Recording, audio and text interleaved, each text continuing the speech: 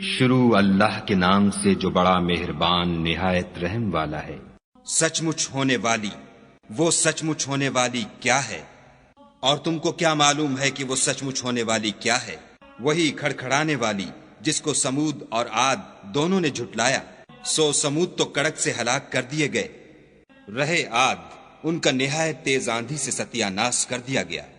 خدا نے اس کو 7 رات اور 8 دن ان پر چلائے رکھا، تو اے مخاطب تو لوگوں کو اس میں اس طرح ڈھے اور مرے پڑے دیکھے جیسے کھجوروں کے کھوکھلے تنے، بھلا تو ان میں سے کسی کو بھی باقی دیکھتا ہے؟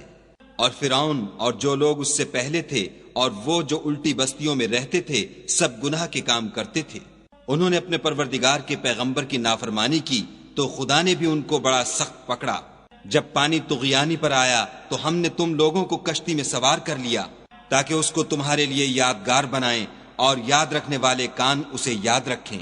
تو جب سور میں ایک بار پھونک مار دی جائے گی اور زمین اور پہاڑ دونوں اٹھا لیے جائیں گے، پھر ایک بارگی توڑ پھوڑ کر برابر کر دیے جائیں گے، تو اس روز ہو پڑنے والی یعنی قیامت ہو پڑے گی، اور آسمان پھٹ جائے گا تو وہ اس دن کمزور ہوگا، اور فرشتے اس کے کناروں پر اتر آئیں گے، اور تمہارے پروردگار کے عرش کو اس روز 8 فرشتے اٹھائے ہوں گے۔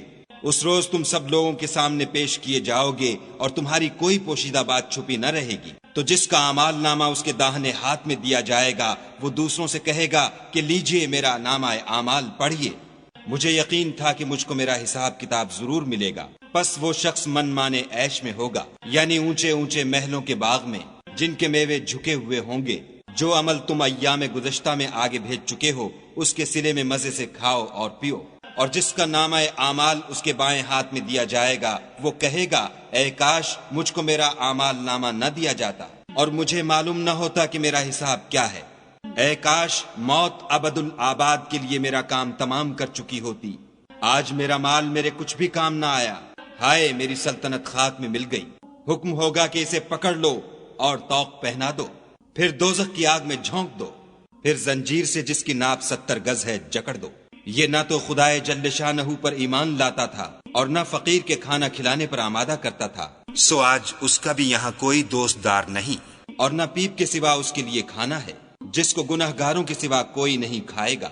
تو ہم کو ان چیزوں کی قسم جو تم کو نظر آتی ہیں اور ان کی جو نظر نہیں آتی، کہ یہ قرآن فرشتہ عالی مقام کی زبان کا پیغام ہے، اور یہ کسی شاعر کا کلام نہیں، مگر تم لوگ بہت ہی کم ایمان لاتے ہو، اور نہ کسی کاہن کے مزخرفات ہیں، لیکن تم لوگ بہت ہی کم فکر کرتے ہو۔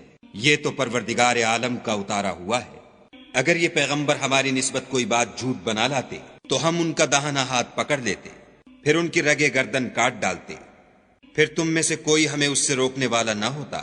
اور یہ کتاب تو پرہیزگاروں کے لیے نصیحت ہے، اور ہم جانتے ہیں کہ تم میں سے بعض اس کو جھٹلانے والے ہیں، نیز یہ کافروں کے لیے موجب حسرت ہے، اور کچھ شک نہیں کہ یہ برحق قابل یقین ہے۔ سو تم اپنے پروردگار عز و جل کے نام کی تنزیہ کرتے رہو۔